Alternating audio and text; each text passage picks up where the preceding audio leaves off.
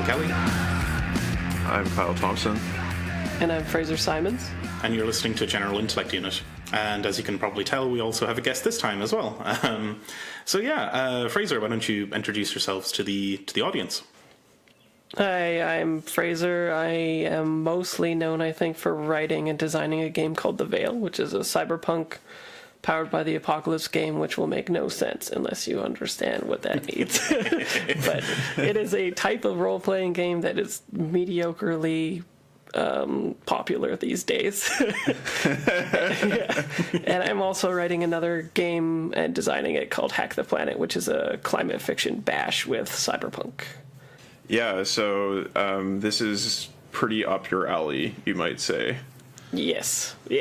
Yeah, like this week we're covering a book called The Dispossessed by Ursula K. Guin, which came out in 1974, I think, which is... I think when we were looking at this up, it was like, oh, this is actually quite a bit earlier than we were expecting, because it's hot stuff. It's a really, really great book, and I very much enjoyed it. Yeah, maybe like the greatest science fiction novel of the 20th century.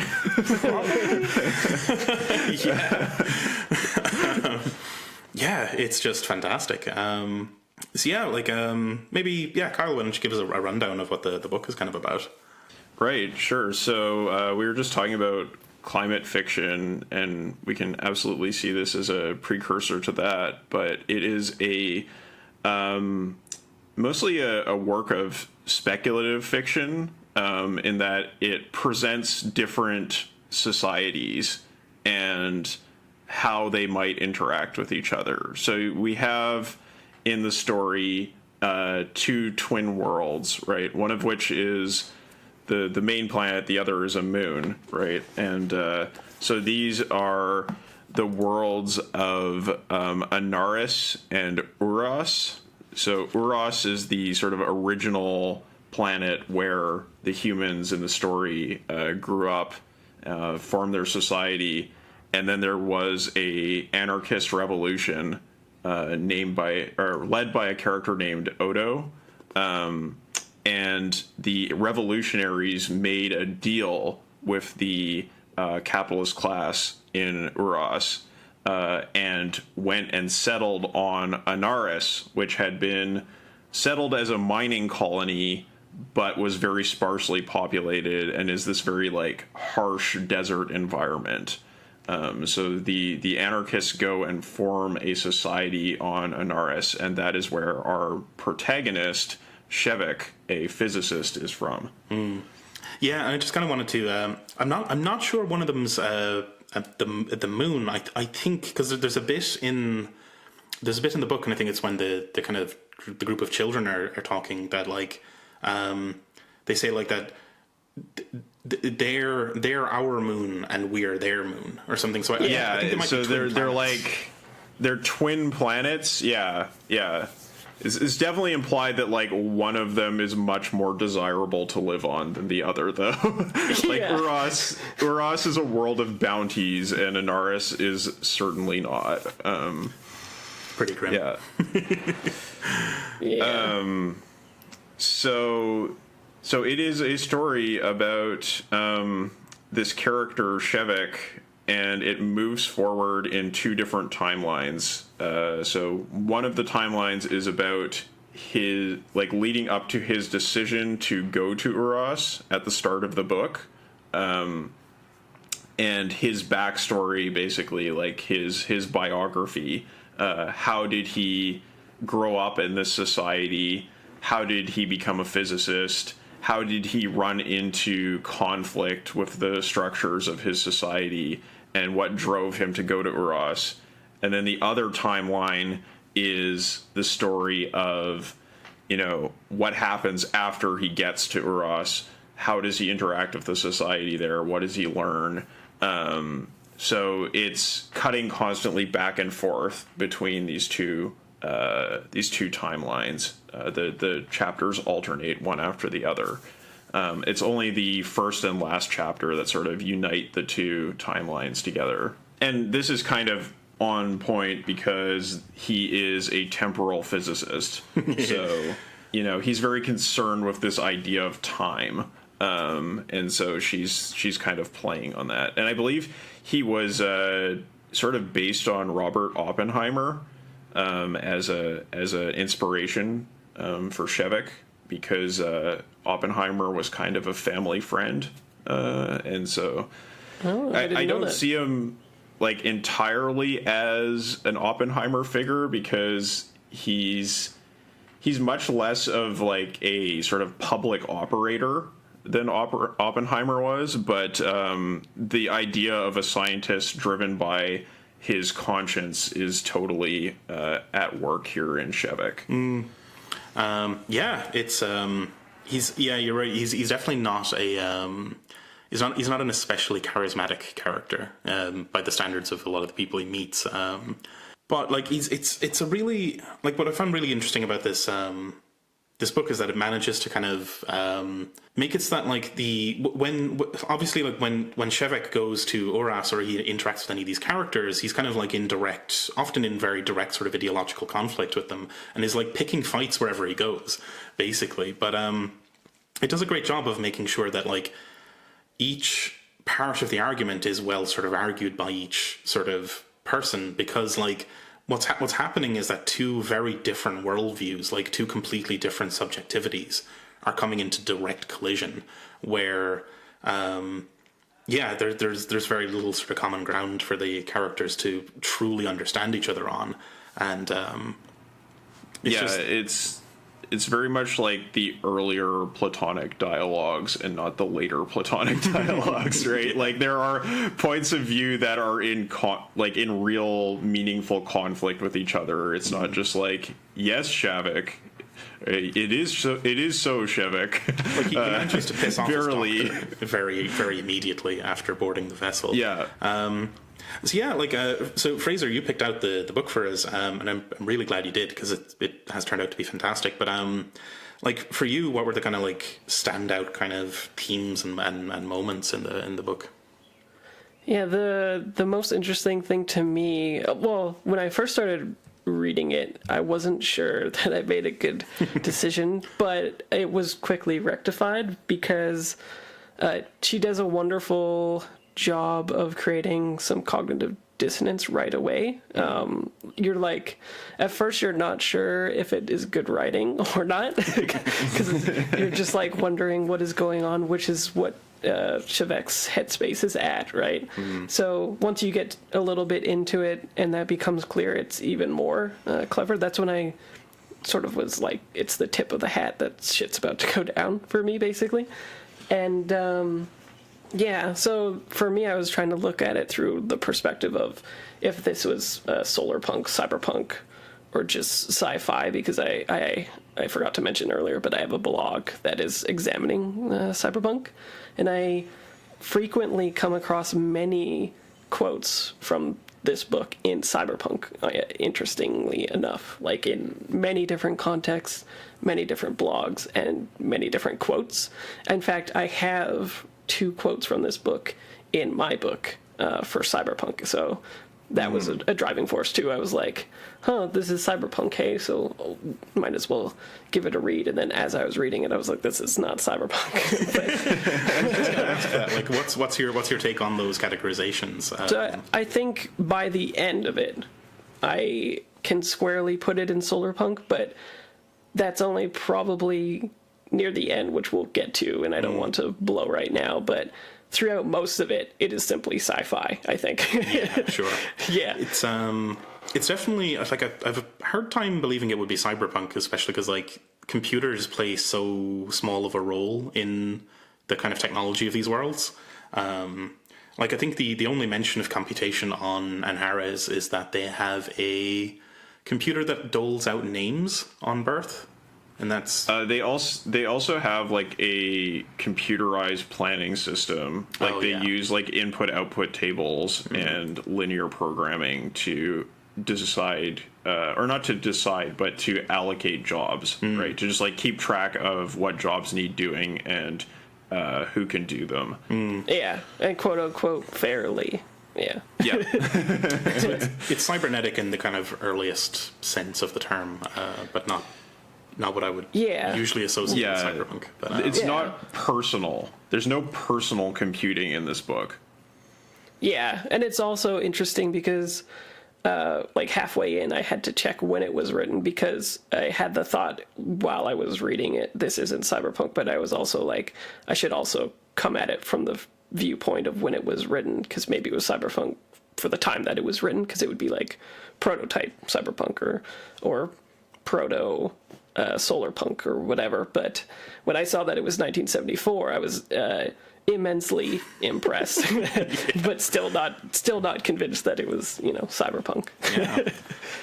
But I suppose sort of getting into the beginnings of the narrative, it kind of opens with this this kind of image of a wall, which is actually a theme that'll be running throughout the entire book. And what's happening here is that Anaras has one spaceport, and there's a wall around it that's kind of like ostensibly to keep the rest of the universe out, but it's also kind of segregating Anaras from the rest of the universe. And what's happening in this sort of early scene is that that Shevek is leaving Anaras, and we're kind of introduced to him on his way boarding, like crossing through this wall and boarding a ship to leave. And there's like it doesn't seem to be going well. There's like angry mobs and stuff, but he boards the vessel, and like I think it's really kind of affecting, right? Because like he's as they lift off, he has this kind of view through the viewport of like, and he doesn't really comprehend what's happening, because he describes a disc appearing on the screen and then darkness, this sort of stuff that like you can tell, this guy has been like earthbound forever and doesn't really have a notion of what it is to lift off on one of these freighters, which I think was pretty cool. Like I think she does a really excellent job of like getting the reader inside the head of the character and getting into his exact perspective. Yeah, and like he also that's like the cognitive dissonance that I was talking about, and it cleverly changes throughout the book. It's very good. And then also, yeah, the wall returns quite frequently to great effect and to different uses. And I think he was struck by a rock and stuff too, right? So at first I was like, oh, he's just, tripping because he got hit in the head or whatever. But eventually you're like, oh no, like he really just doesn't understand what's going on at the moment. And she's really good at writing that. Yeah. And yes. His sort of perspective is brilliantly put across, because like he's amazed that the water faucets continue to run on the ship. Like he's baffled by this notion that there wouldn't be a timer on the faucet. Or there's also a really important passage in this chapter that I wanted to highlight that immediately gets across there's something peculiar about this society. Where the mob is coming after them, and she writes that if the foreman had no experience in bossing a mob, they had no experience in being one. Members of a community, not elements of a collectivity, they were not moved by mass feeling. There were as many emotions there as there were people, and they did not expect commands to be arbitrary, so they had no practice in disobeying them. Their inexperience saved the passenger's life. So it's getting across this idea that, like, there is no concept of a mass in this society, right? Like, this is a society of individuals. And it's getting across that anarchist ideal, right? Yeah, it's this sort of like Platonic ideal of a like horizontalist mutual aid society. Yes. Well, and even assigning the leader as a foreman is telling as well, right? It's like the approximation of what you would call the person who was attempting to lead this thing, but not really the best word, right? Right. Yeah. It's not like they have a commander or a captain or something like that. Yeah. Like, in a way, this is work for them, and they're doing it very poorly. Interestingly, in the fiction, the people of Anaras, who are referred to as Anaresti, they speak an engineered language called Pravik, which does things like it. I wouldn't even be surprised if they simply didn't have a word for commander. Foreman, right. Like it seems to be a very instrumental language where the language is about life and work, and the kind of all the trappings of those two things. And I think there's, what is it that they don't have, or they strongly discourage the use of the possessive kind of terms. Yeah. Well, and also they also stressed that there was no pejoratives really too, because there was that, like, that was a construct of a different society, and then when we get to the planet we see a ton of those, right? And he's just like taking it completely out of context and being like, what are you talking about? Yeah, whenever he wants to swear, he has to switch to another language to do it. Yeah. And this is, this is like almost certainly a huge influence on the culture novels and the engineered language in those books. This idea of a language that has been sort of like slowly constructed by these utopians to re-engineer their own ways of thinking. Pretty interesting. Again, like, very significant that Le Guin came from a family of anthropologists. Like, that runs so deeply through all of this book. It really does. It sort of, I think it's really brilliant in making the reader understand that these people have like radically different subjectivities, just purely as a function of the society they emerged from. So it definitely undermines the notion of a kind of singular human nature, or the notion that capitalism or the pursuit of like accumulation or hierarchy are just natural to humans, because like there's such deep conflict, not even like ideological conflict, but like just mental conflict between these characters, that like they don't comprehend each other really.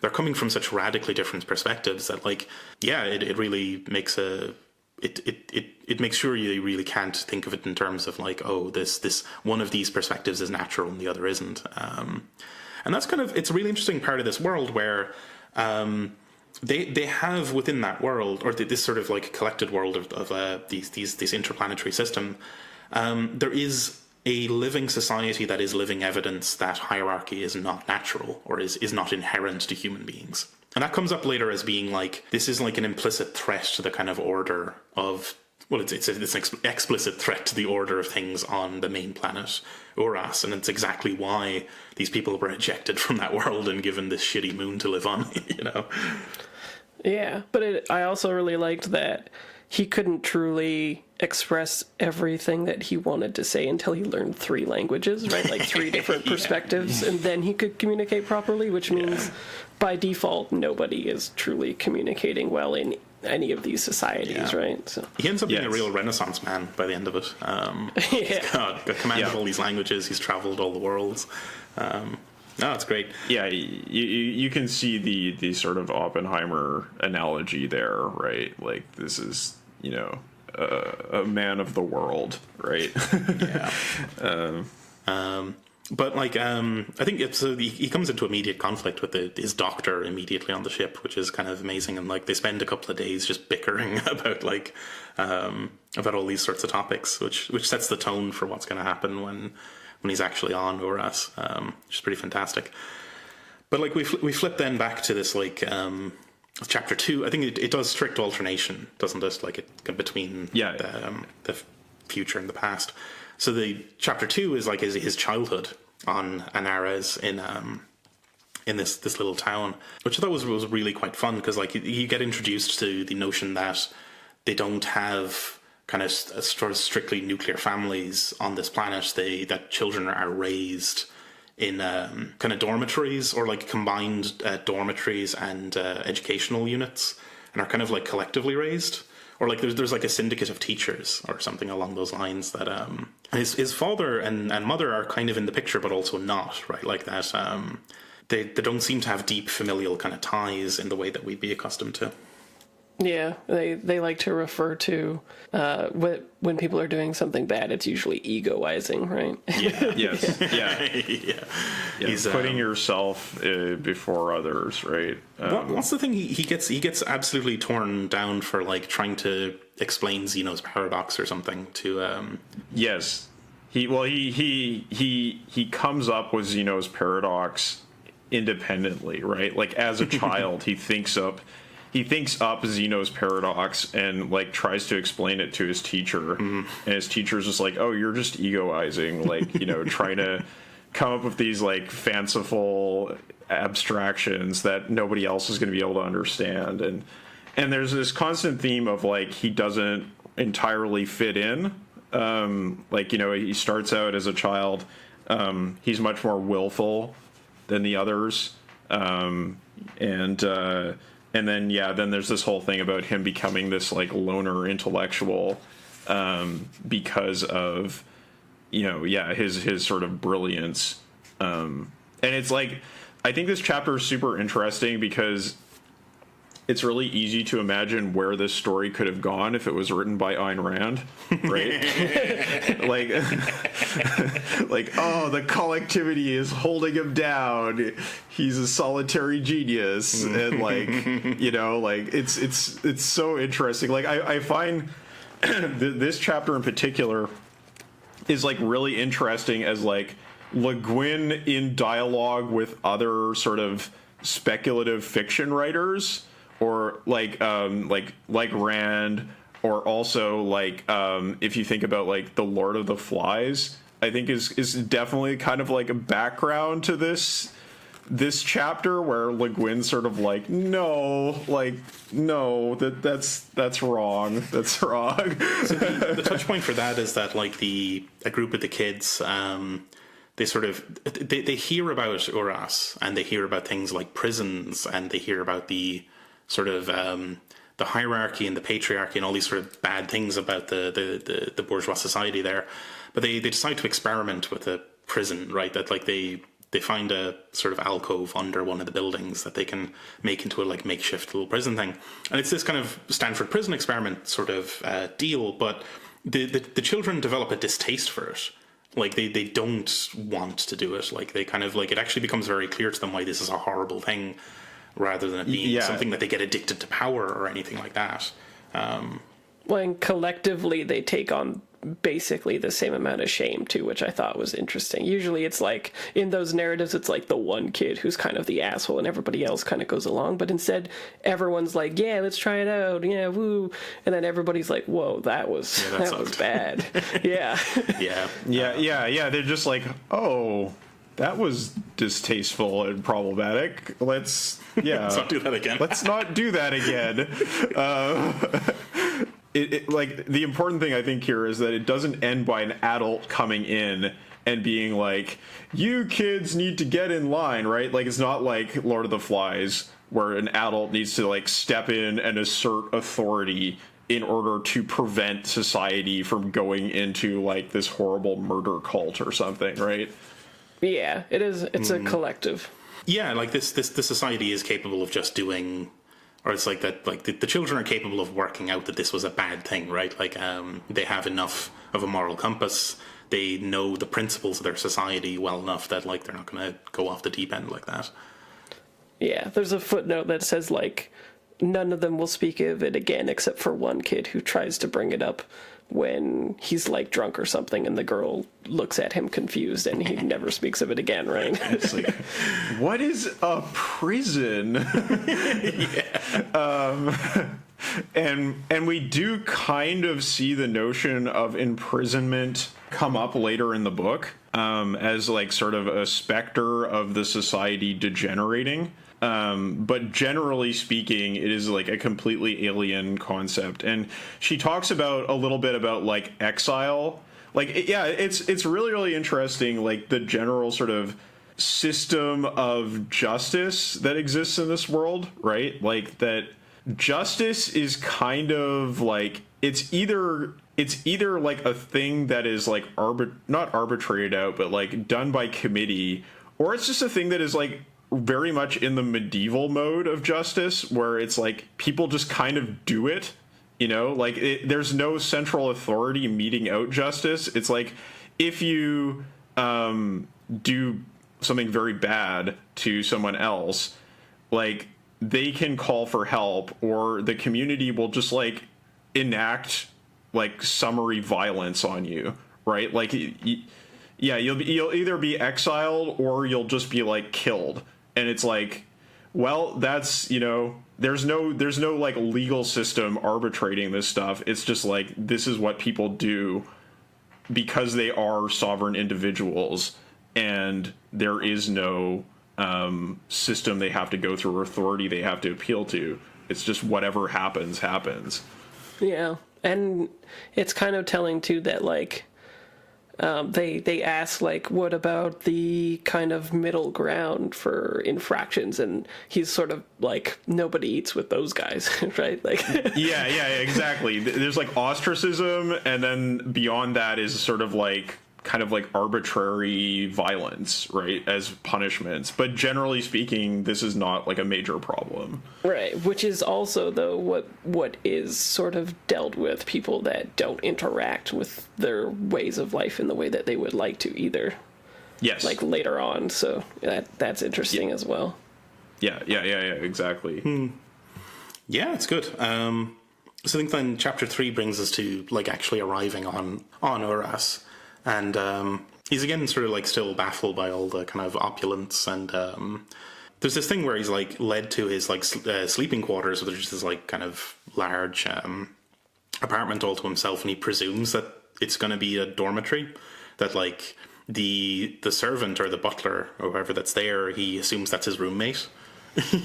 He just doesn't have a concept of like he's like introduced to all these concepts, like he's baffled initially by there being servants, at all, and that sort of stuff. And it's like you get this real sort of walkthrough of this guy who's like basically born yesterday on this world, who like has to acclimatize to every little thing about this class society that he now finds himself in. Yeah, he only figures it out because there's only one bed and one toilet. Yeah. Yeah, it's quite fun, and like he gets the sort of visit from his like physicist colleagues. So I think it's becoming clear by this point in the narrative that he's been invited to he either been invited there or has just gone there because of his physics work, right? Like that he's been welcomed by these, and it's like, while on Anaris, he's like written really awesome papers. There's been communications back and forth between the scientific communities on both worlds. There's each of them sometimes hold the other in high regard, but there's also this friendly competition, or I suppose maybe not all that friendly given the capitalistic sort of bourgeois nature of the Orasti, but there is this competition sort of between the two worlds as well. So we get the kind of introduction to these guys. There's basically a Cold War taking place on Uras, and there's also a Cold War, well, not really a Cold War, but like a definite like division between Anaris and Uras. Like they have an arrangement worked out where Anaris is basically a like mining colony for Uras. They provide this is like Le Guin's conceit for why the Urasti don't just come and conquer Anaris, which is that the Urasti used up all of their mineral resources on the planet, and Anaris is where the minerals are, and the people from Anaris do mining and then send the minerals to Uras, and because of this like arrangement where they're basically like a factory that produces minerals for Uras, the Urasti leave them alone. It's probably really cheap labor, really. They're probably getting it for a song. Yeah. Exactly. Which is, again, like pretty prescient, talking about what would happen with the integration of China into global capitalism later in the century. I think we get this kind of like the sense that like the sort of different scientific communities are kind of like, or at least on sort of Anaras, you have this like scientific community that's like trying to live up to the sort of glories of Urasti physics, that like they're trying their best to actually kind of impress them and kind of do their own sort of novel work. And Shevek is actually working on something novel. He's like doing this temporal physics stuff. And there's this constant sort of thing about like this conflict between like sequence theory and simultaneity theory. And he's trying to verify the latter, or something. He's basically reconstructing the theory of general relativity, right? I mean, I don't know if the Terrans already know about it in this fictional setting, but like that's pretty much what he's doing, right? He's coming up with general relativity versus like a linear concept of time. He's coming up with like the theory of space-time, right? Yeah, it's weird because there is reference to Einstein as being a Terran physicist.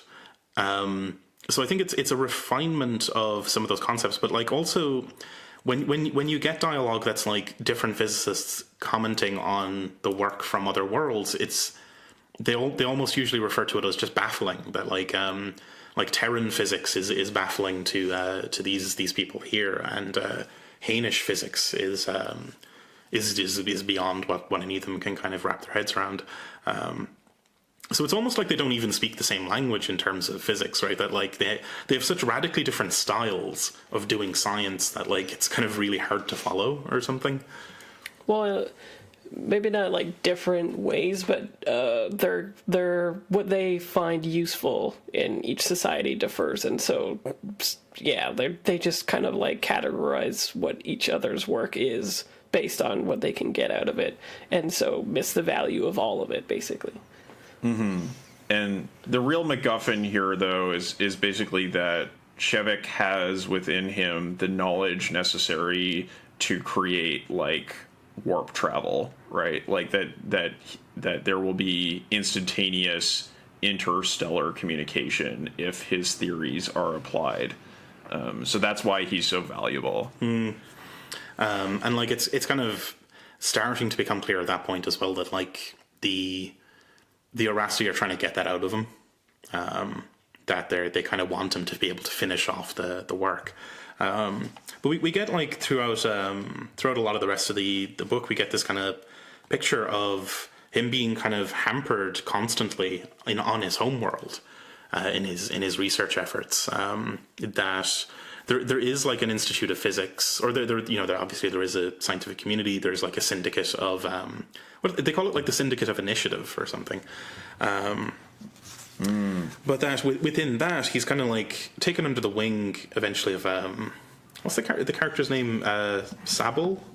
Who's kind of the head honcho, but he's also like kind of constantly hampered as well. That like he's kind of being blocked at every turn from actually doing quality work. And it's kind of interesting that this society still has like it in the absence of kind of like explicit hierarchy and explicit power. You've still got like implicit power and hierarchy that like technically this Sable character shouldn't have any power over anyone else, but yet does, just by the nature of the way he's positioned himself in this matrix, you know? Yeah, like technically he's the embodiment of like egoizing, but yet nobody rises against him, right? Yeah, and this is like very much reminiscent of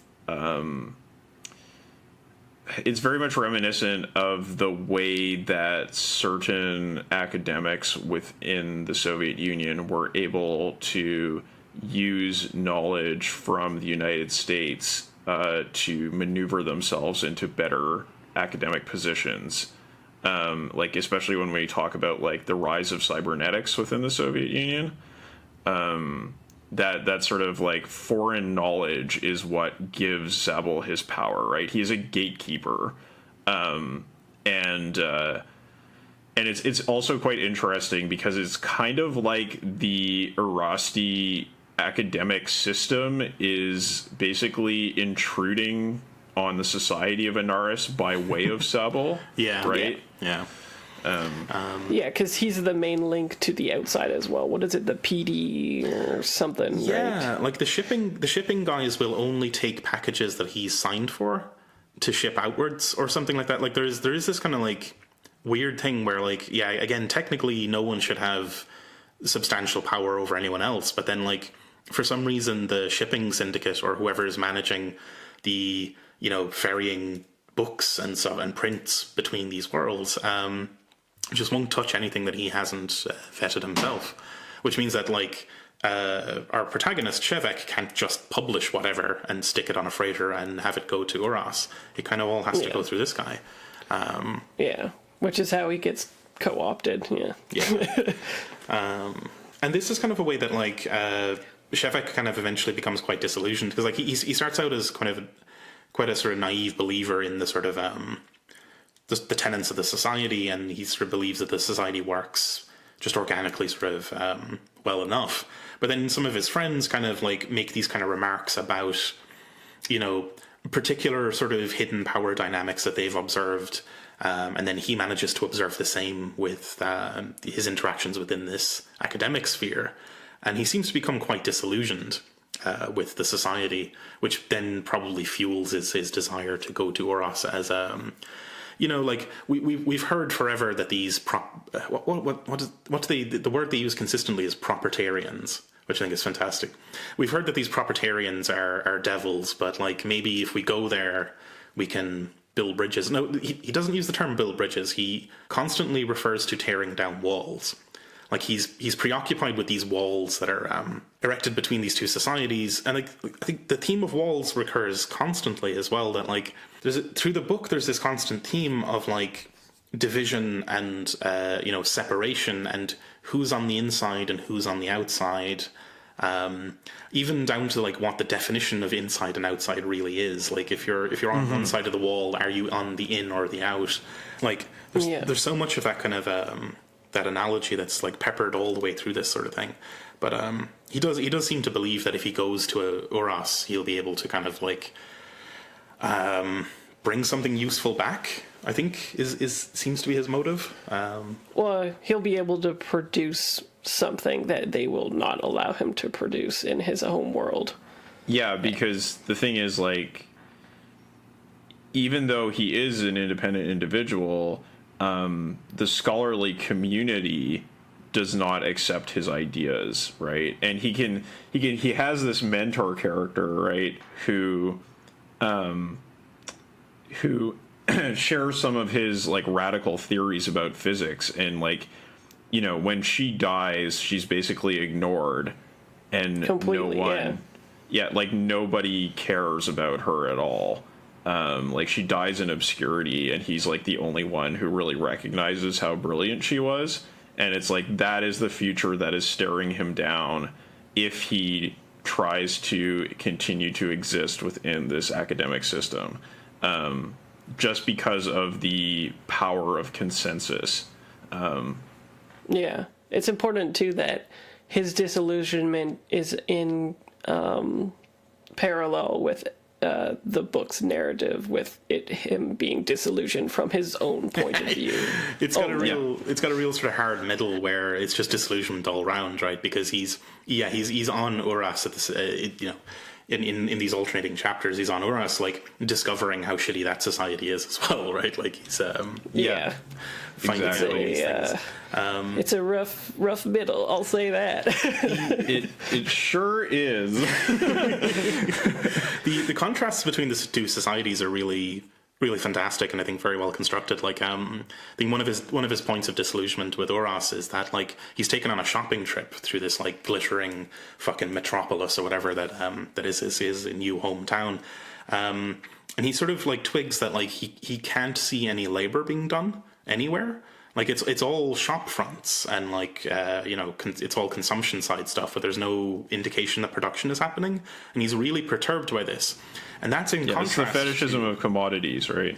Right, yeah, and that's in contrast to the scenes we saw on his like academic hometown of Abene on Anares, where the streets or the sort of the architecture of the city is such that all the labor is basically done in the open. That like it's not like avenues of shop fronts; it's avenues of like workshop fronts. Like laundry is being done. You know, production, furniture making, and such are being done in these like neighborhoods where the objects will actually be used. And so there's like in one society a very direct sort of connection between production and consumption, and in the other it's completely obfuscated. Yeah, well, and it's important too that she goes out of her way to show that jewelry in that society is art and not commodified. Yeah. It's it's like jewelry for them is like a an entirely personal craft, like that. Like it's just done by individuals for the sake of it, and like it ends up being like, you know, a pebble with copper wire wrapped around it or whatever, but it's, you know, still quite nice. It's entirely plausible that, you know, jewelry would be a common art because this is a mining world they are on fundamentally, right? Yeah, like I was literally picturing like chunks of diamond in copper wire or something like that, right? Yeah. Like, and them just being like, that's real nice, and here would be like, that would be many monies, right? Yes. It's so there was one other sort of thing that I wanted to kind of talk about, like that this character Odo, who's like part of the history of this world, is she's the kind of like revolutionary force, or the revolutionary theoretician who kicked off all this sort of stuff, and seems to be like a sort of amalgamation of like Marx, Lenin, and Kropotkin, and like Bookchin, and basically everyone you could imagine, right, rolled into one. She is like the Voltron of 19th century socialism.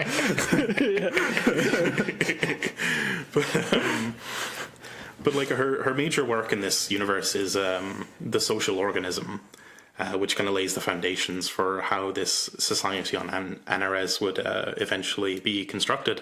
But I like this theme of like the organicism that like, and it's like it's like when you hear organic or whatever, you might think, oh, freshly farmed, grass fed beef or whatever. But what it means is organ, as in organize, and like it's organ in a mechanical sense almost. And that's the kind of guiding principle that constructs this whole sort of society.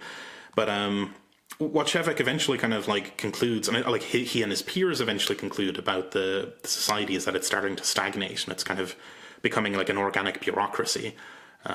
Where this, I think I found it really interesting that like there isn't like there isn't an evil antagonistic force that's doing this, like turning their world into a bureaucratic one. It's just kind of the natural consequence of, we had like a drought for 2 years and enacted emergency measures to bureaucratize these functions, or to be a little bit more stringent on these other functions. And then the rules never quite go away, and then there's the habits forming and that sort of stuff. And so they're finding that there's just this like tendency towards bureaucracy that they don't like, and they would really like to stir up, and get some more energy going. Behave like proper anarchists, even within a ostensibly anarchic society. I think that was right. pretty fun. Right, and also that it's like to not question your existence and motives and drives is, a crushing force onto itself, right? Like even within any system, because, there's that point where he's like, have you ever known anyone to refuse a job posting? And they're like, well, I'm sure it happens and stuff. He's like, yeah, those are the people we don't like. Remember? Yeah. So... you can technically refuse, but nobody ever does, and it's because the consequences are actually kind of bad, right? Like, and there's a lot going on there. Like, there is this whole thing where Le Guin has this really sort of like ambiguous view of materialism, right? Like that she kind of seems to say at points that true anarchism is impossible. Like basically getting to full communism is impossible in an environment of scarcity because of the reasons we've been talking about. The way that scarcity kind of orients people towards drudgery and limits the horizons of their thinking. And we definitely see that when the drought comes about, right? But there's also parts where she seems to suggest that the scarcity on Anaris is functional because it brings people into solidarity with each other. in a way that might not work in a society that had more plenty. So she's really like on the fence about this question. Like, yeah, it's more of like a thought experiment than like her. She doesn't care about the answer. She cares about the questions. Right. But, and then, so another thing that's really important there is this idea of permanent revolution, right? That the revolution has to be lived and constantly renewed, or it will atrophy, it will ossify, and it will die, right? And so, you know, there is this thing where, yes, they live in an anarchist society. However, if they lose revolutionary praxis, if they cease living in a revolutionary way, and there is a sense that like the first generation of settlers were more sort of like free thinkers than the later ones, that the society is in danger of falling into statism and authoritarianism. Yeah, and also that like for him to accomplish anything like what he calls his function, right, is he has to be nourished first, and he doesn't understand what it is to be nourished in either society until he figures it out for himself. It's so interesting because it's like she condemns both but celebrates their good points as well at the same time, right? So and at different times, like his disillusionment comes to the point where he goes to the park and sits with Odo's sculpture, right, or bust or whatever, and kind of like it envies that she wasn't there to enact the things that she was thinking, but rather that like he felt so envious that she wrote them at all and didn't get to experience what her experiment wrought. Yeah. Yep. So.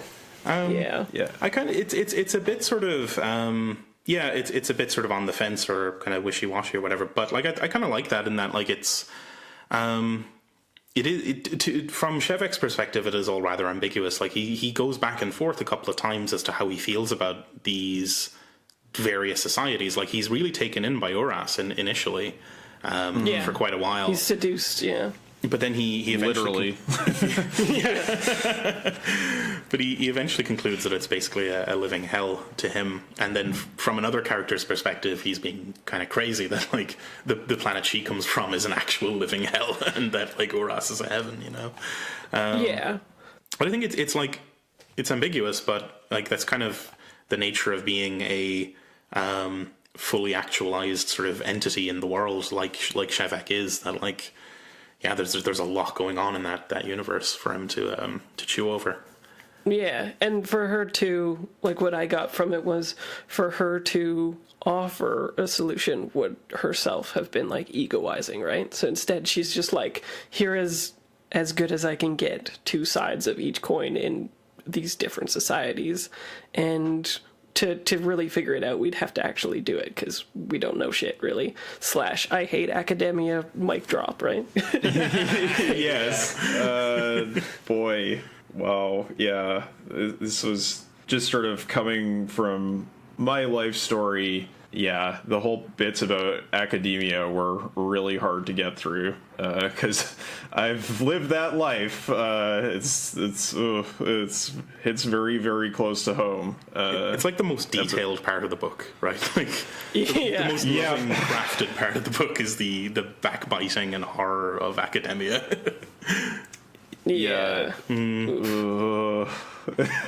Yeah, so I mean it's sort of easy to joke about, but like honestly I really did have sort of like a reaction of PTSD going through this book. Like I was having episodes in my mind, and there's definite like psychosomatic reactions to reading this stuff because it's just triggers so much stuff that I went through. So I mean I really appreciated that aspect of this book because a lot of what she says is very validating of people who are treated very badly by the academic system, and it obviously comes from her experience and the experience of her family and those people that she knows, and is often a thing that is like silenced in academia, which is part of the whole problem.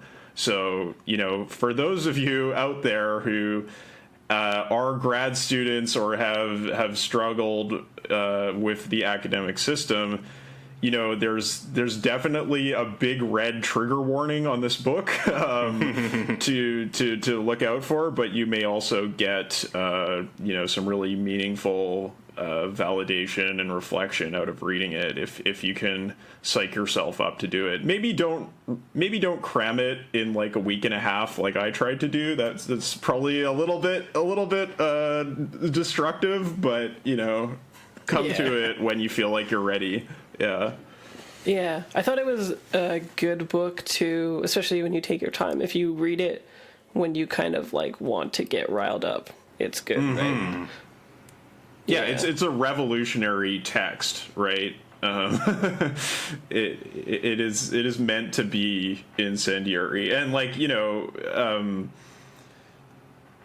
I think she said in reflecting on this book that maybe I wouldn't have been as forceful as stated things as strongly if I had known the history that would follow 74, right? Like that basically, like, having lived through the decades of neoliberal hell, it was hard for her to look back and summon up the same sort of strength of conviction that she brought into writing this book.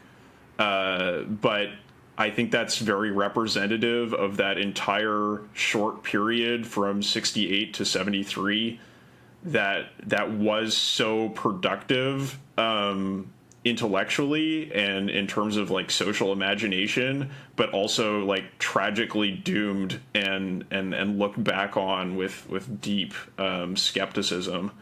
Yeah, so like what was it about that time specifically that kind of produced these kind of artifacts?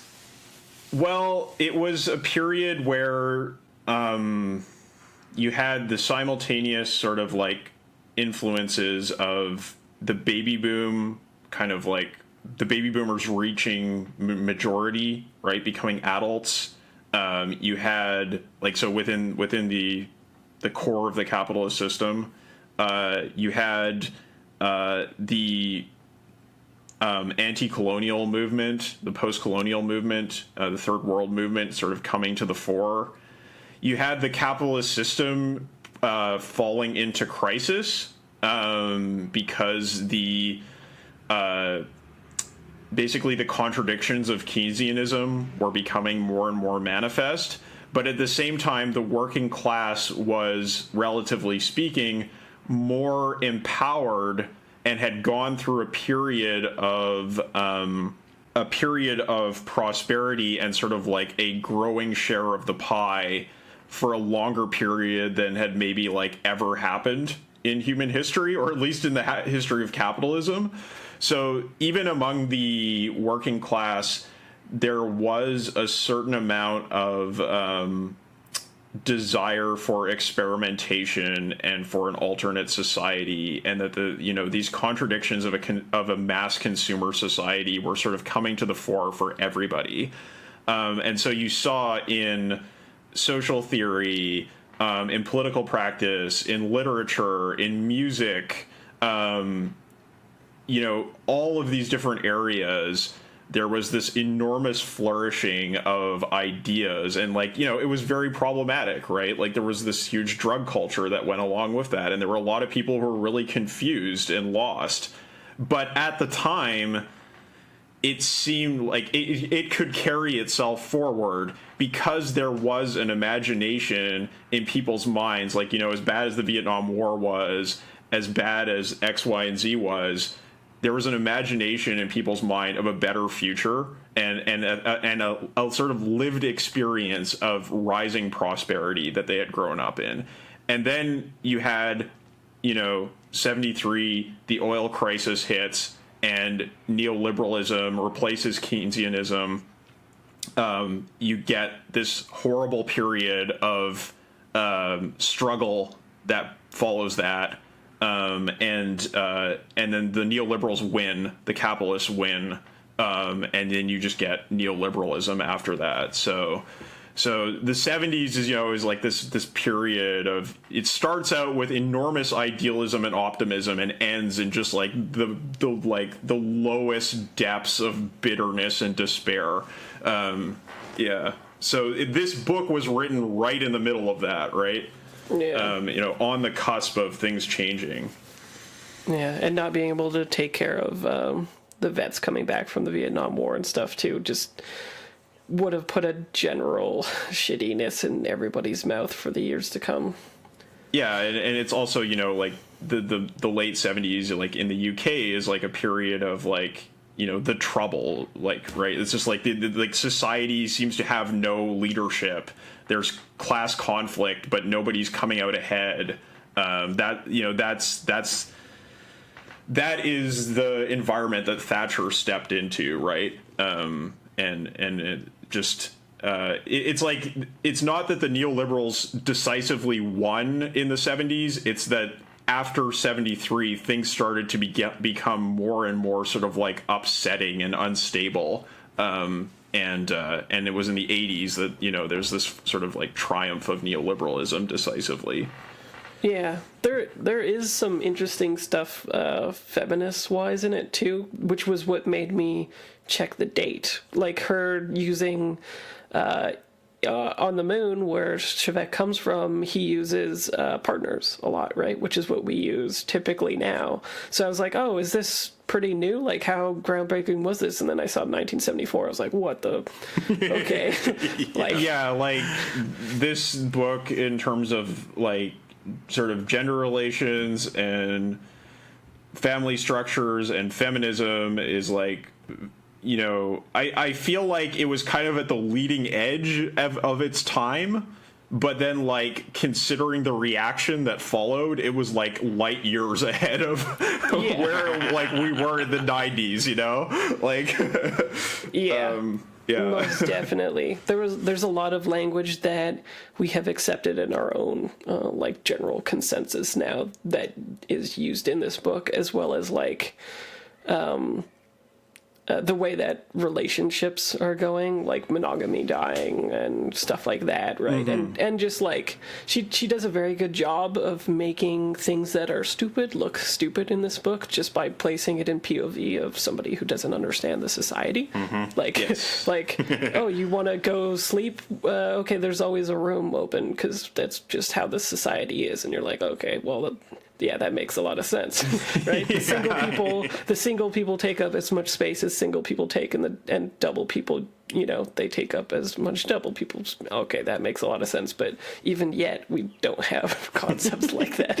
Yeah, anything even remotely approaching the sort of arrangements that they have on Anaris.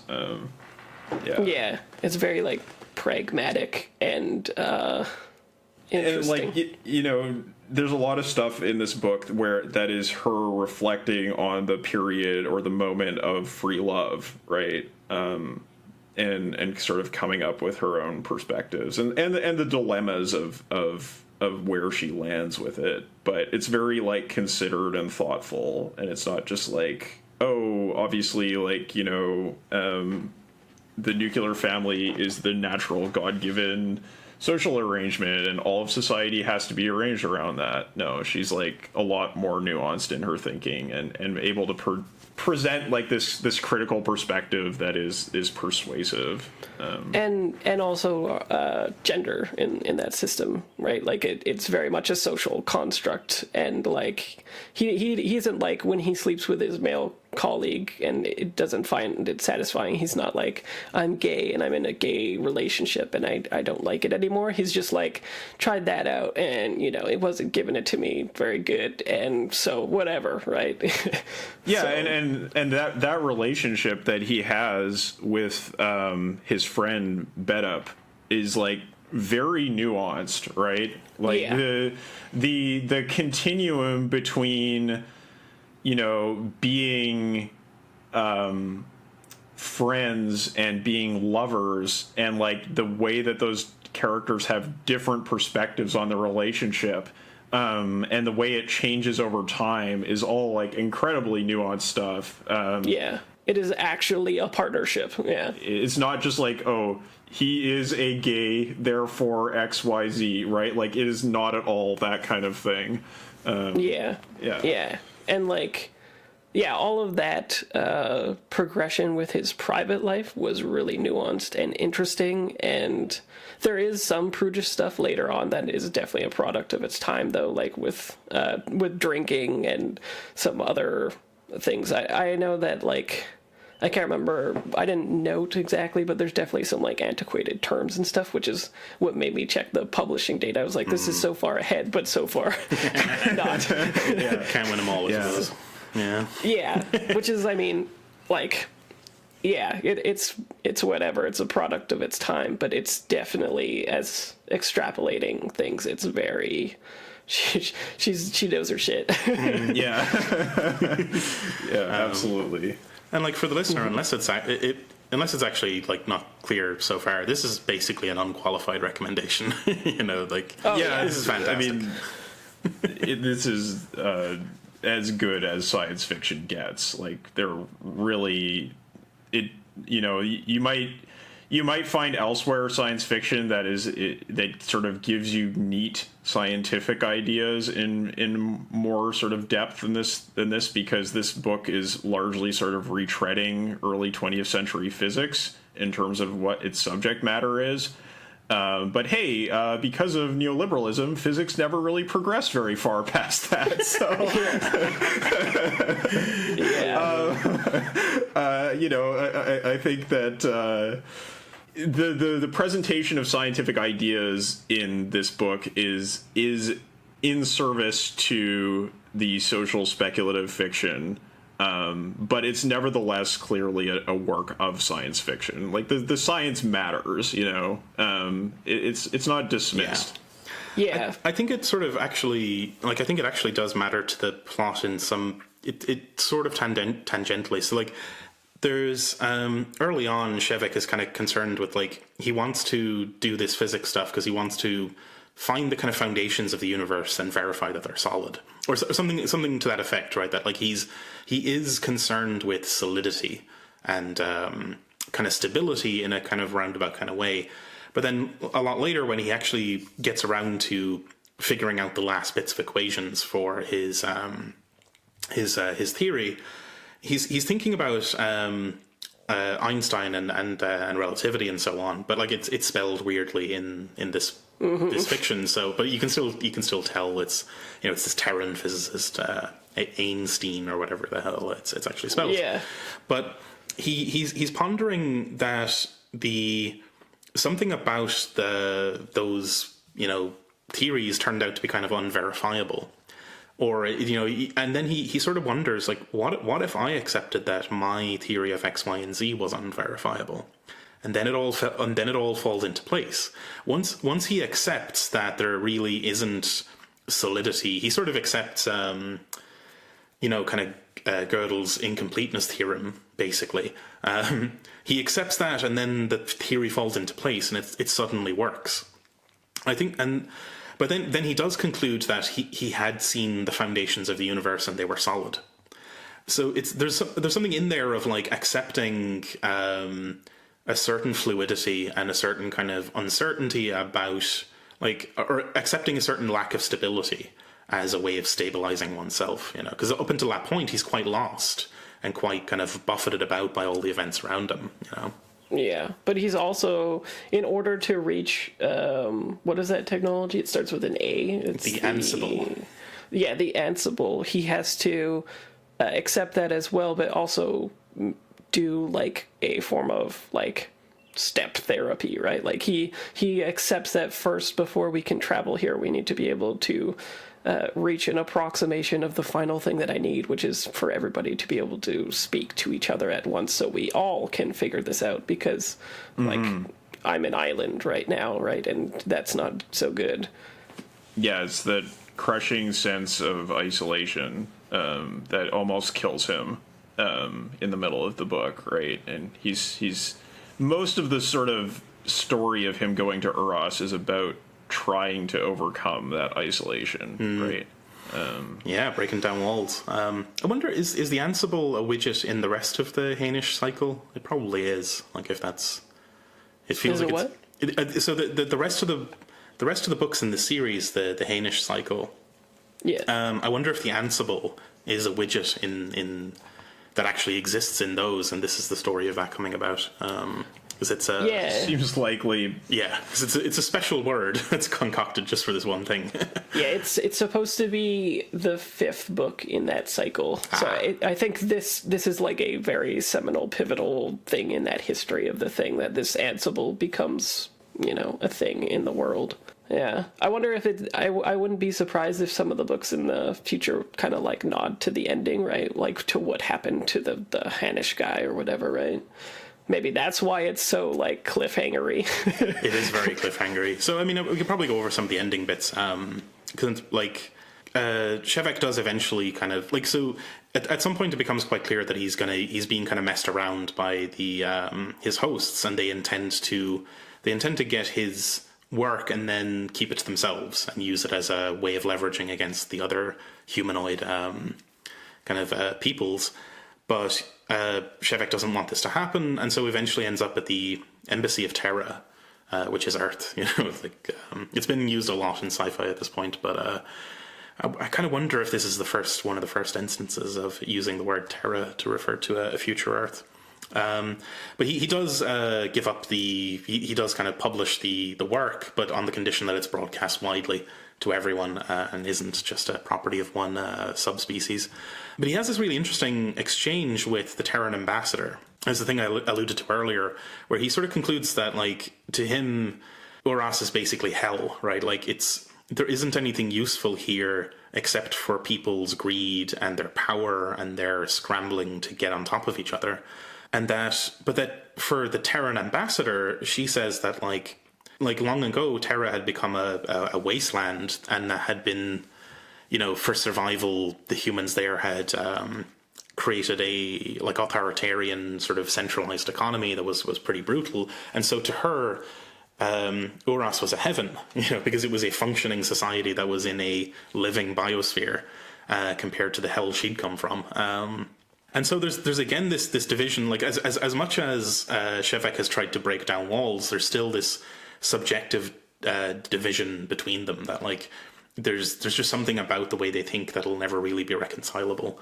At one point he kind of, like, coyly or otherwise asks everybody kind of what they would do with his stuff, right? And they're all like, the one guy, the Thurian, I think, is like, we would be able to crush these people, right? And the other guy would be like, mutually assured destruction. and then another guy's just like, well, give it to people, but first we need to be better than them, right? So he's all kind of like, these people are all kind of not so great. So yeah.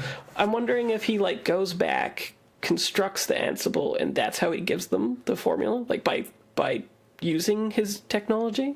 Possibly, but I think as well, like, the answer the Terran ambassador gives is really interesting, because, like, her reaction to the prospect of the Ansible is to say that, you mean to tell me that I could speak to my granddaughter on Earth right now instead of, with an 11-year difference?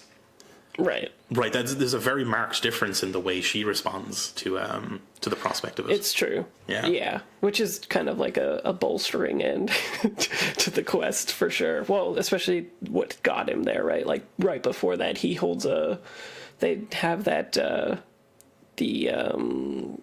what would you call it even? Like, a kind of weird protest, but not really. the failed revolution. I wonder, is it an allusion to kind of May '68 or something, like? Yeah, potentially could be. And then, like, some people get messed up. He manages to, with his life, it's a life and death situation for a little bit. His comrade dies, and then he makes it to the embassy, and then that's when somebody appreciates, what he's going to make. So, yeah. And so the conclusion then is that under protection of the Terran embassy, he's kind of brought up to it's a ship that's shared between the Terrans and the Hainish, but is delivered back to not to Uras, but to Anares. But he's joined this time by a Hainish person who is going to set foot on Anares for the first time. Like, it's nobody from off-world has actually come for all this time, and he's kind of warned as well that, like, I mean, I don't know what's going to happen. They could shoot you on sight. Who the fuck knows? But it finishes on a really nice note, I think, where like, there's constant allusion to how, like, Shevek doesn't have any luggage. He doesn't bring anything with him when he leaves Anares, but he also returns with nothing. There's this bit about him being empty-handed, as he had always been. That's basically the last line, or one of the last lines. And yeah, there's something really kind of interesting about that, like, Shevek is this kind of, like, by that point, like, a fully actualized sort of being who kind of knows himself very well, and has nothing to his name still. Like, you know, even having gone on this big adventure and acquired all this infamy, and temporarily being in possession of a lot of wealth on Uras, returns to his homeworld with nothing, you know, and that's fine because he's just a person, you know. Yeah, and like the thing that I like about that too is that. I wonder if this is the genesis of that.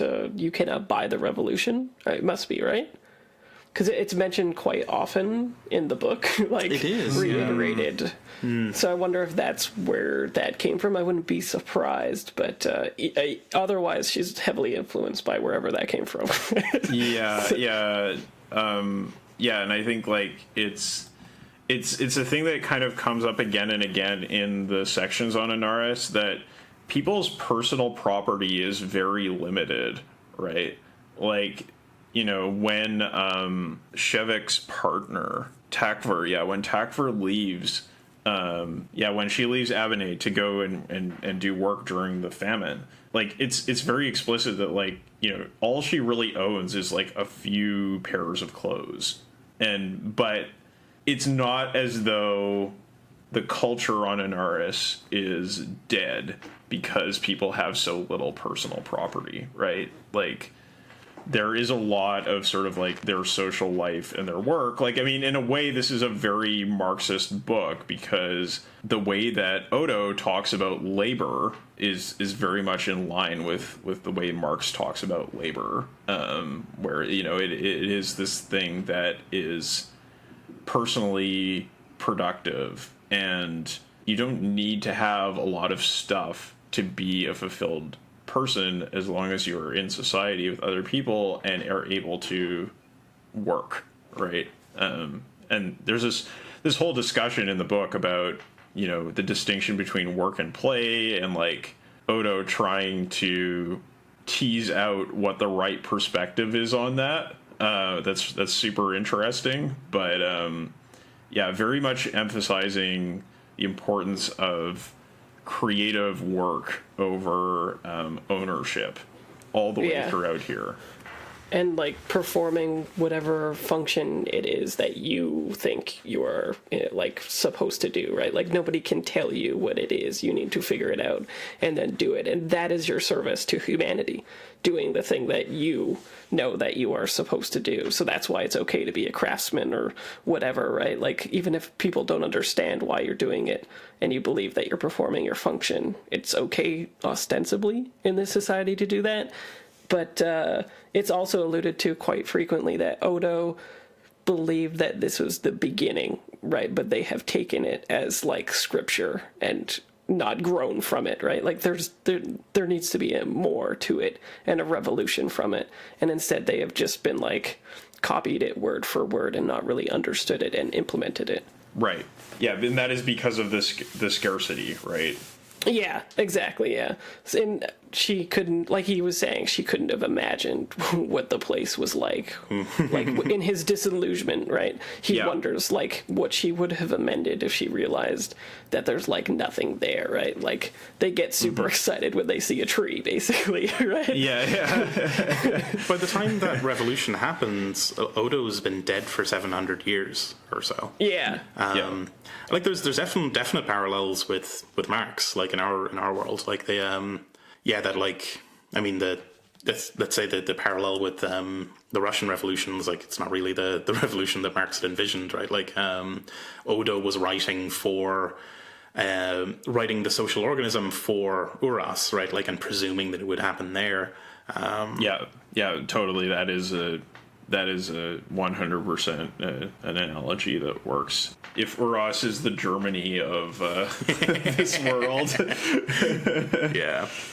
Yeah, so the reason why I thought it was solar punk in the end is because of the Ansible, right? Like, without that kind of technological advancement, I was kind of like, what are people seeing in this book that I'm not seeing, or whatever? Right on a like, knife edge. Yeah, like the anarchism, I can get why they would place that with cyberpunk, obviously, but solar punk, it took a little while, because solar punk's all about being like hopeful of the future yet to come, and yeah, I think it just hits it on the last 50 pages or something, right? Because before that I was just like, it Indiana Joneses its way under the door and like grabs its hat and puts it through. Yeah, but yeah, I think there's a hopeful message in the end. As many problems as the society on Anaris has, there is the suggestion that they can be overcome, and like she definitely does portray a lot of good sides about the society, in addition to the sort of stultifying conformism and inability to think critically and creatively about the sort of fundamental tenets of the society. And capitalism, too. Like, when he first gets there, he sees the good in it, too, before he realizes, like, what's happening, basically. Yeah, it's like, these people have so much, right? And, like, yeah, there is a sort of moment in the beginning there where he's like, well, like, this is very reflective of, like, the 60s. Or like the early 70s, where it's like, well, even the average workers seem to have a lot of stuff, so like it's not as bad as I thought, based on the sort of like propaganda I read as a kid, right? It's like that scene in Red Plenty where Khrushchev goes to America and is sort of like, This isn't so bad. This is a little bit different than what they told me in school, right? Yeah. I can only imagine how many people get disillusioned back then, like landing, seeing like going to New York, seeing the Statue of Liberty, and then their actual life there, right? Mm-hmm. Yeah. They're just like, oh shit. Yeah. Yeah. But yeah. There are some positive things that she presents about capitalism as well, although she's generally speaking very, very against it. Like like she does give a hearing to a lot of the sort of capitalist views, right? Like the views about private property. Like there's that whole thing about the family, right? Like the nuclear family. It's like, oh well, when they're in their sort of closed family environment, they don't seem so bad, right? Yeah. But like most of those interactions end up with Shevek delivering some sort of sick burn, or just like an absolutely devastating takedown, and that's where the paragraph ends. It's overall more critical than celebratory of capitalism, and I feel like this is kind of off topic, but like the current season of Friends at the Table is like obviously enormously inspired by this book. It's like this is a popular role-playing game podcast run by Austin Walker and his friends, and they're sort of doing this comparative society speculative fiction, right? Like, what are these different societies? How do they work? What are their contradictions? How do they interact with each other? All this kind of thing. There's an Odo figure. It's very, very, very deeply inspired by this book. But their analog of Uras, it's like, yeah, like we're gonna try to give a fair hearing to it, but like also these people suck. Like this is a shitty society. Yeah, I liked. She's always been a proponent for advocating for a different like I think what she called boring or lame sci-fi, which is reliant on conflicts being physical and stuff, right? Like it only happens like 3/4 or near the end when anything becomes physical. It's usually a assault on his like what he thinks is a spiritual component to himself, or his nourishment of his mind and body and stuff like that. There's no real like bullets being fired and stuff like that. It's all about the consumption of these different societies. Right. Yeah, that's definitely true. This isn't like a war story, right? And she very deliberately sets up a situation where war would be unlikely, right? Like it's very clear. Like she set up all of these preconditions so that the conflict that does exist is not likely to be like mass armed violence. Although there are wars on Uras, we don't see those directly. Right. Yeah, it's great. You should read it. It's real fun. Yeah. It is fantastic. Is there anything else we want to cover before we wrap up? Well, I would just say that, like, this is a great sort of response to For Futures, right? Yeah, it is. In insofar as this is climate fiction, like this is, what she says about Anaris is a, very like fleshed out and realized sort of response to the dilemmas that are presented in that article. Yeah, it's and like it's definitely a vision of like which category does it fit? It fits the sort of socialism category from For Futures. Yeah. The scarcity plus socialism. Yeah. Right. Yeah. And I could see that being a society that works, like a perfectly acceptable. It works. It's not perfect, but it works, and it is not the hell world that is described in Terra, right? Yeah, that would be the exterminism. Yeah. You presume there was some phase of exterminism before this horrible dictatorship was set up, right? Yeah. It does make me want to read that Hainish Cycle a little bit, too. Now that I know it's a thing, it would be interesting to see where it slots and what nods there are to each book and such. Yeah, I think the other sort of big one is the Left Hand of Darkness, which has a lot of gender stuff going on. Which is supposed to be really, really good. We might even get around to it for the show, actually. I've got it on my shelf. That could be fun. All right. But yeah, so like, thanks, Fraser, for coming along with us on this one. It's an absolute pleasure. Yeah, thank you for inviting me. So, where can people find you online, or just any plugs you want to give? So you can find me everywhere at Fraser Simons, and the cyberpunk blog that I have is just consumingcyberpunk.com, and I think that's it. Pretty much all social media that I actually use is just at Fraser Simons, so if you could spell my name, you're good. Cool. Yeah, and listeners, you can find us on Twitter at GI Unit Pod. We're on Facebook as General Intellect Unit, and we're on all the podcast apps, so if you haven't done so already, maybe think of subscribing or sharing this with your friends. It's probably one of the best ways to help the show. Second best being to go over to patreon.com/General Intellect Unit and maybe think about kicking us a couple of bucks a month to help stay alive, keep the social organism functioning. You guys should have a blog, or not a blog, a goal on your Patreon that when you reach a certain level, you will sing the Tiny Little Life Form song from TNG. We only have one stretch goal. It is that. And it's to live. With some absolutely absurd target, a couple of grand a month. Just have like subsist tiny little life forms. I've kind of wanted to add a like sponsorship tier that's because it's all this tiered thing like $1, $5, etc. But I want to add one that's like $1,000 and just call it the Class Traitor tier. and leave it completely ambiguous as to which way the treachery flows. Yeah. Well, shame works, right? There's got to be some rich people listening, and they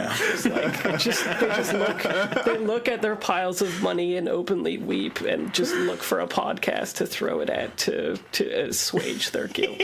Yeah, I mean, just to cycle back to the book, that was one thing that sort of surprised me, was that we didn't get that trope in this book, which is the rich socialite who is actually a sympathizer with anarchism in a profound way, because like that is a character that shows up like 100 million times in this kind of fiction, or like in Invisible Man, there's a character like that. It's a stock character. It was interesting it didn't show up in this book. Yeah, cool. But yeah, thanks listeners for listening as well, and I guess we'll catch up with you again in 2 weeks. Thanks for listening, and goodbye. Bye. Bye.